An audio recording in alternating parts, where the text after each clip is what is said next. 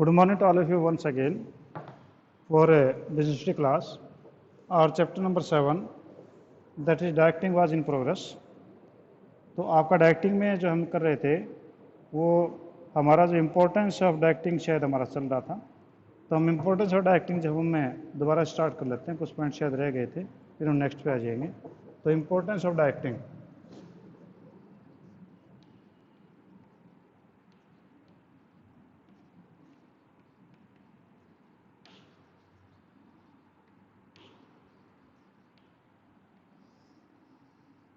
Importance of directing आपकी क्या है?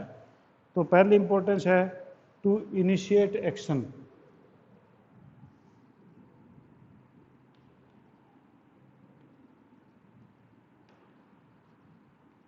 टू इनिशिएट एक्शन, एक्शन को जो है इनिशिएट करना, शुरू करना, ये होता है कि जो एम्प्लॉयज़ हैं वो कहते थे employees in the organization are start working only when they get the instruction from their superiors और फ्रॉम देयर सीनियर्स, तभी वो काम को शुरू करेंगे। In the directing function the superior direct the action of employees toward the predetermined goal of the organization, यानी जो predetermined गोल और ऑर्गेनाइजेशन का, उसके लिए जो आपके सीनियर्स हैं वो अपने सबॉर्डिनेट को एक्शन के लिए बोलेंगे। और अगर आपका डायरेक्टिंग जो है सक्सेसफुली हो जाता है, डायरेक्टिंग अगर आपका सक्सेसफुल होगा तो आपका नेचुरली जो बिजनेस गोल है वो भी सक्सेसफुली अटेन किया जा सकता है। इसका मतलब ये हुआ कि आपका एक्शन इनिशिएट करना वो आपके डायरेक्टिंग का ही काम है। तो पहली इंपॉर्टेंस तो ये कि आप जो है किसी भी एक्शन को इनिशिएट करेंगे। दूसरा, to integrate employees efforts.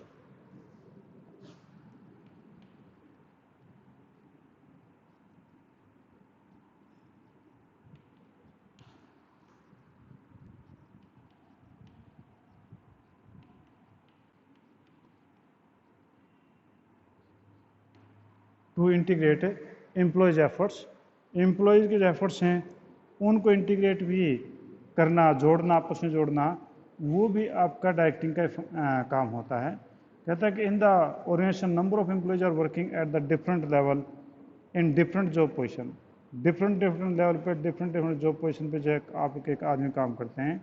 The employees में differ from in their level authority and type of job assign, और उन सभी की जो है अथॉरिटीज़ वो अलग अलग हो सकती हैं, उनके काम अलग अलग हो सकते हैं।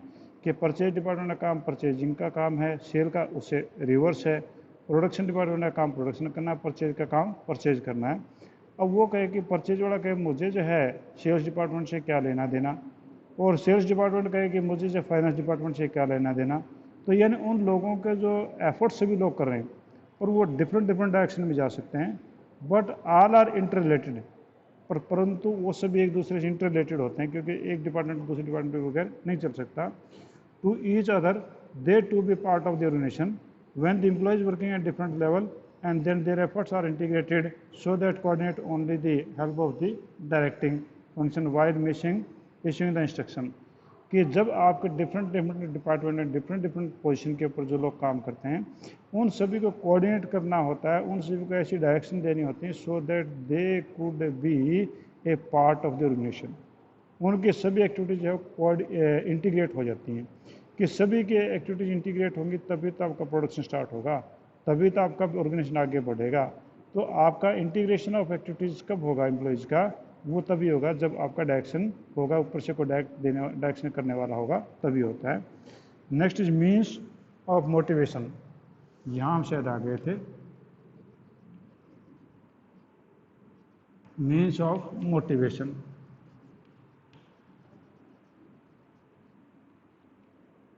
मीन्स ऑफ मोटिवेशन, मोटिवेशन का जो है एक ही साधन है बनता है, ठीक है। Directing function does not means to give orders only but through the direction of instruction of superior try to motivate the employees. उनका डायरेक्शन का केवल ऑर्डर नहीं देना है, बल्कि इंस्ट्रक्शन इस प्रकार से दे कि जो सुपीरियर्स हैं वो ऐसे इंस्ट्रक्शन दें कि उनके एम्प्लॉयज़ जो मोटिवेट हों और वो जो अपना बेस्ट एबिलिटी तक काम कर सकें, कि जिस प्रकार से वो ये कहें कि हाँ आपने पिछली बार बहुत अच्छा किया, अब की बार और भी अच्छा आप कर सकते हैं इस चीज़ को, आपने ये काम ऐसे करके दिखाना है। तो एक प्रकार से उनको मोटिवेशन जो है वो मिलता है। और मोटिवेशन जो है एक डायरेक्टिंग का सबसे इम्पोर्टेंट पार्ट है, इसके ऊपर पूरा टॉपिक भी आएगा कि इम्पोर्टेंट पार्ट है। मोटिवेशन जब तक एम्प्लॉय को नहीं मिलता है वो कोई भी काम ढंग से नहीं कर सकता है। तो डायरेक्टिंग फंक्शन जो है वो फीलिंग ऑफ बिलोंगिंगनेस भी बढ़ाता है एम्प्लॉय के साथ में, क्योंकि आप एम्प्लॉय को बार बार इनकरेज करते हैं। ठीक है, तो आपका जो मीन ऑफ मोटिवेशन भी आपका डायरेक्टिंग बनता है। जब आप किसी को डायरेक्ट करते हैं, किसी बातें करते हैं, तो उनके साथ साथ में आप उनको इस प्रकार की बातें भी कह सकते हैं कि वो आपका मोटिवेशन का एक मीन बन सकता है। ठीक है, next is bringing stability and balance in organisation.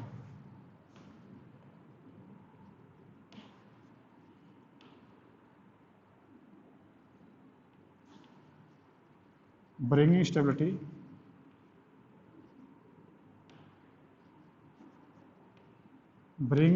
stability and balance in organization।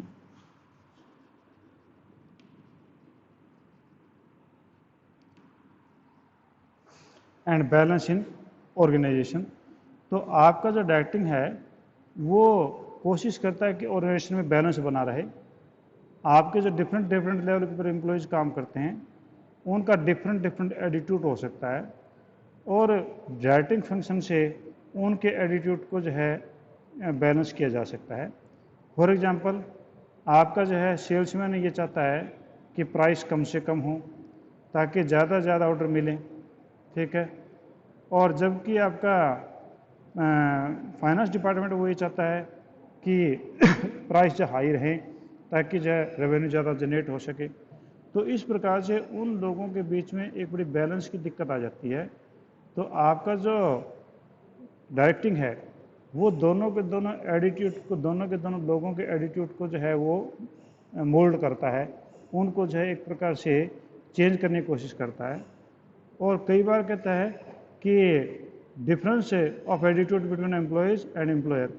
कई बार एम्प्लॉयर के बीच में भी जो है वो डिफरेंस ऑफ एटीट्यूड हो सकता है। एम्प्लॉयर कुछ सोचता है, एम्प्लॉय कुछ डिफरेंटली सोचता है। उनके बीच में जो बैलेंस है किया जाए जिससे कि आपके ऑर्गेनाइजेशन के इंटरेस्ट में बात हो सकें, तो वो डायरेक्शन ही उसका काम कर सकता है।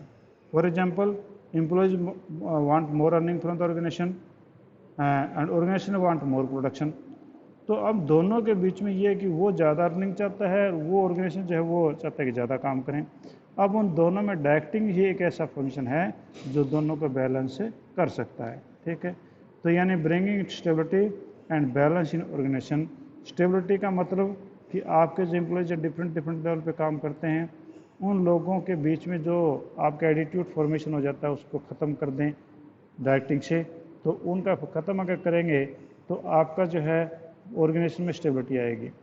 और उसके साथ साथ में जो है आपका बैलेंस इन ऑर्गेनाइजेशन भी रहेगा कि आपका एम्प्लॉयर और एम्प्लॉई हैं दोनों के अंदर किसी प्रकार की टसलिंग ना रहे। ये भी डायरेक्टिंग से ही पूरी हो सकती है।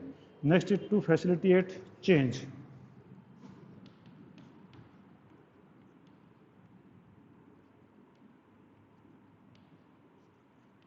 टू फैसिलिटेट चेंज,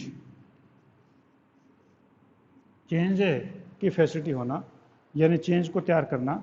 कि general employees hesitate to accepting the change by but through the directing the change can be implemented easily. कि आपका कई बार ऐसा होता है कि हम ऑर्गेनाइजेशन में कोई चेंज करना चाहते हैं, तो यहाँ पर नॉर्मली एम्प्लॉयज है अपना पहले वाला एटीट्यूड को छोड़ना ही नहीं चाहता है। ये एक बड़ी सबसे बड़ी समस्या होती है। जैसे फॉर एग्जांपल कि company is planning for computerize the working, कि कंपनी ये प्लान करती है कि हम सारे के सारे वर्किंग जो है वो कंपनी की कंप्यूटराइज कर दें। अब एम्प्लॉय उसमें हेजिटेट होते हैं, उसको एक्सेप्ट करने को तैयार नहीं होते क्योंकि वो आपके टेक्नोलॉजी से अवेयर नहीं होते हैं।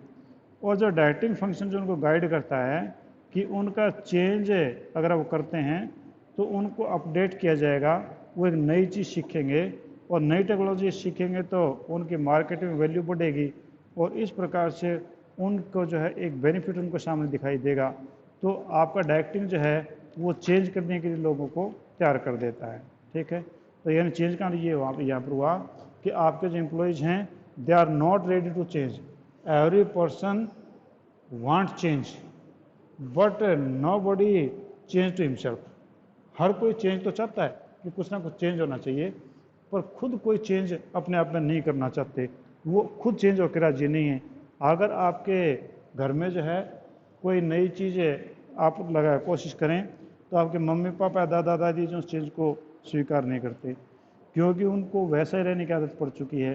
अब वो नई चीज़ को अडॉप्ट करके राजी नहीं है। ठीक है, अब आपके मोबाइल फ़ोन्स आए तो आपके पेरेंट्स को बड़ी दिक्कत हुई स्टार्टिंग में, जो ओल्ड एज में थे, जो अर्ली एज के उनको दिक्कत नहीं आई, ओल्ड एज में थे तो उनको बड़ी दिक्कत आई कि वो जब फ़ोन को सिरदर्द माना। अब पर धीरे धीरे जैसे फ़ोन का उन्होंने यूज़ किया वो मोटिवेट हुए, आज वो यूज टू हो गए हैं।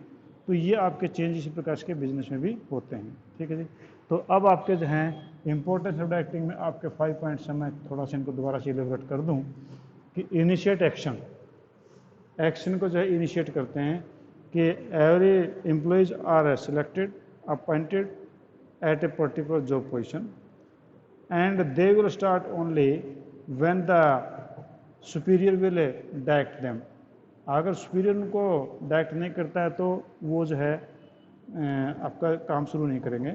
And if the directing is successful in manner to direct to achieve the organizational goal then the organization will be successful. कि आपके जो डायरेक्टिंग करने वाले पर्सनस हैं वो अगर इस प्रकार से उनको डायरेक्ट करते हैं कि वो ऑर्गेनाइजेशनल गोल को अचीव कर सकते हैं तो उनके लिए सक्सेसफुल होता है, ये एक सक्सेस होती है। तो यानी एक्शन इनिशिएट तभी होगा जब आपकी डायरेक्टिंग स्टार्ट होगी। नेक्स्ट आपके पास इंटीग्रेट एम्प्लॉयज एफर्ट्स, मीन्स आपके जो एम्प्लॉयज़ हैं they are at different different positions and they are working at different levels, और उनके लेवल में जो अथॉरिटीज और जो रिस्पॉन्सिबिलिटी हैं वो उनका साइन की गई हैं और वो एक दूसरे से इंटर रिलेटेड होते हैं। अब उनको जो है डायरेक्टिंग के द्वारा ही उनको इंटीग्रेट किया जा सकता है अच्छे तरीके से, ताकि वो ऑर्गेनाइजेशन का काम अच्छी तरीके से चले। सेल डिपार्टमेंट का कोई मीनिंग नहीं है आपके परचेज डिपार्टमेंट से, पर डायरेक्टली हैं तो डायरेक्टली इनडायरेक्टली इंटरेस्ट एक दूसरे के साथ में जुड़े हुए। तो ये कब जुड़ेंगे, जब आपका जो डायरेक्टिंग फंक्शन अच्छी तरीके से काम करेगा। नेक्स्ट है मीन ऑफ मोटिवेशन, कि directing function is also mean of motivation, only giving passing the orders is not the part of the directing, but to motivate the employees is also part of the directing. Means the director means the person or the superior who direct his juniors, he must have motivate to the employees to do with his best abilities, वो अपने ज़्यादा abilities के साथ में काम कर सके, उसके लिए मोटिवेट करना वो आपका सीनियर का काम है, वो डायरेक्शन में ही एक पार्ट होता है। Bringing stability and balance in organization, कि आपके स्टेबिलिटी भी आपके जिसमें आती है डायरेक्टिंग के फंक्शन के द्वारा, कि आपके जो डिफरेंट डिफरेंट लेवल के ऊपर जो डिफरेंट डिफरेंट पर्सनस काम करते हैं उनका एटीट्यूड फॉर्मेशन हो जाता है। कोई अपने आप को ज़्यादा सीनियर मानता है, कोई अपने डिपार्टमेंट को ज़्यादा सुपीरियर मानता है, तो इनको डायरेक्टिंग फंक्शन ही जो है वो स्टेबल कर सकता है। ठीक है, जैसे कि आपका सेल्समैन चाहता है कि प्राइस रिड्यूस की जाएँ, जबकि आपका जो फाइनेंस डिपार्टमेंट चाहता है कि प्राइस हाई रहे ताकि कंपनी की सेहत अच्छी रहे। इसी प्रकार से एक difference of opinion between the employees और वर्कर्स भी हो सकता है, कि वहाँ पर भी समस्या आ सकती है कि एम्प्लॉय कुछ सोचता है वर्कर कुछ सोचता है, तो डायरेक्टिंग उसको ठीक कर सकता है। टू फैसिलिटेट चेंज, इसमें चेंज के लिए भी फैसिलिटी आपकी है, कि अगर आपकी डायरेक्टिंग सही है तो आप किसी भी एम्प्लॉय को किसी प्रकार से मोल्ड करके उसको चेंज कर सकते हैं। ठीक है जी, आपके पास में ये तो थी इम्पोर्टेंस। अब आपका एक एलिमेंट ऑफ डायरेक्टिंग, यानी आपके डायरेक्टिंग के कौन कौन से पार्ट हैं हम उनकी बात करें। अब इसमें 4 आपके पार्ट आ जाएंगे और चारों का जो है कुछ बुक्स में ये 4 चैप्टर अलग अलग दिए हुए हैं, यहाँ पर जो आपका एक ही चैप्टर में है। तो एलिमेंट ऑफ डायरेक्टिंग कौन कौन से हैं,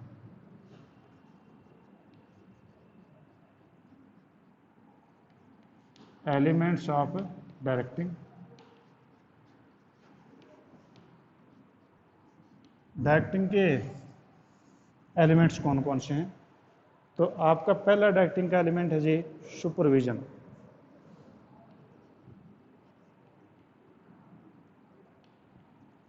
पहला है सुपरविजन। दूसरा आपका है जी दैट इज मोटिवेशन।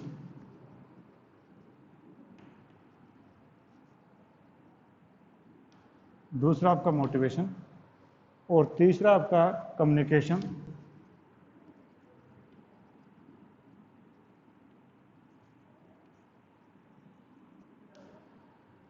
और उसके बाद में चौथा आपके पास है लीडरशिप।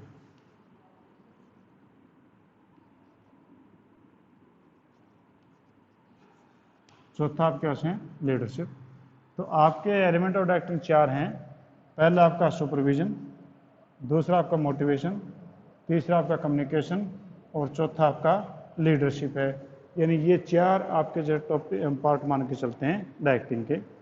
अब हम चारों के हम अलग अलग डिस्कस करेंगे, इनकी मेरिट, डीमेरिट्स और इम्पोर्टेंस सभी के हम करेंगे, ठीक है। तो ये चारों को जोड़ दो, ये चारों को मिला दें कि सुपरविजन प्लस में मोटिवेशन प्लस में डायरेक्टिंग कम्युनिकेशन प्लस में leadership is equal to directing. ये आपके चारों के चारों मिला करके एक ही चीज़ बनाते हैं, उसका नाम है डायरेक्टिंग, ठीक है। अब ये चारों में से एक चीज़ अगर गायब है तो डायरेक्टिंग अधूरी है, क्योंकि सुपरविजन नहीं होगा तो डायरेक्ट किसके करोगे, मोटिवेशन नहीं होगा तो डायरेक्टिंग का मीनिंग ही नहीं है, और मोटिवेशन तब होगा जब कम्युनिकेशन होगा आपस में, और कम्युनिकेशन का जो है मेन है कौन होगा, वो कम्युनिकेशन के लिए मेन आपकी लीडरशिप आपकी होती है। तो हम चारों चीज़ों को हम डिस्कस करेंगे। तो पहला शुरू करते हैं सुपरविजन, ठीक है। तो सुपरविजन का मतलब क्या है। अब जैसा कि आप लोगों के माइंड में आ गएगा, सुपरविजन का मतलब किसी दूसरे लोगों को चेक करना, ठीक। हाँ, कुछ हद तक आप ठीक हैं कि दूसरे लोगों को चेक करना या उनको ओवरसी करना, वो आपका सुपरविजन होता है। तो यहाँ पर जो कहता है कि सुपरविजन मीन्स इंस्ट्रक्टिंग। सुपरविजन का मतलब पहले आप उसको इंस्ट्रक्ट करो, उसको गाइड करो। इंस्ट्रक्ट किया ऐसे करना है, फिर गाइड करना, उसको बताना कि यूँ मत करो, इस प्रकार से करो। मॉनिटरिंग, फिर उसको मॉनिटर करना, कंट्रोल करना। एंड ऑब्जर्विंग द एम्प्लॉइज़, और फिर उसको ऑब्जर्व करना दूर से कि वो किस प्रकार से काम कर रहा है while they are performing the job. The word supervision is combination of two words, दो वर्ड्स का है, वो है सुपरविजन, वेयर सुपर मीन्स है over and above, vision means seeing. यानी किसी को ऊपर से देखना, उसकी एक्टिविटीज़ को देखना, वो आपका कहलाता है सुपरविजन। और सुपरविजन का ये नहीं कि आपके स्कूल में जो चपरासी लगे हुए हैं या माली लगे हुए हैं, अब हम लोग उसको देख रहे हैं दूर से, तो ये सुपरविजन नहीं है। सुपरविजन का मतलब है कि अगर हमें सुपरवाइज़र बनाया जाता है तो पहले उनको इंस्ट्रक्ट करेंगे, उनको फिर इंस्ट्रक्ट करने के बाद आपने ये काम करना है, फिर गाइड करेंगे काम कैसे होगा, और फिर उसके बाद मॉनिटर करेंगे कि भैया आप यहाँ काम करेंगे, ठीक है। उसके बाद में फिर ऑब्जर्व करेंगे कि वो ठीक तरीके से काम कर रहे हैं कि नहीं कर रहे हैं। तो ये आपका कहलाएगा सुपरविजन। तो सुपरविजन जो अकेला केवल देखना ही नहीं है, उनको धमकाना अकेला नहीं है, बल्कि सबसे पहले तो उनको इंस्ट्रक्ट करना होता है, फिर उनको गाइड करना होता है, उसके बाद में उनको मॉनिटर करना होता है, और उसके बाद में फिर उनको आप ऑब्जर्व करोगे, ठीक है जी। तो ये आप क्या कहलाता है, सुपरविजन, ठीक है।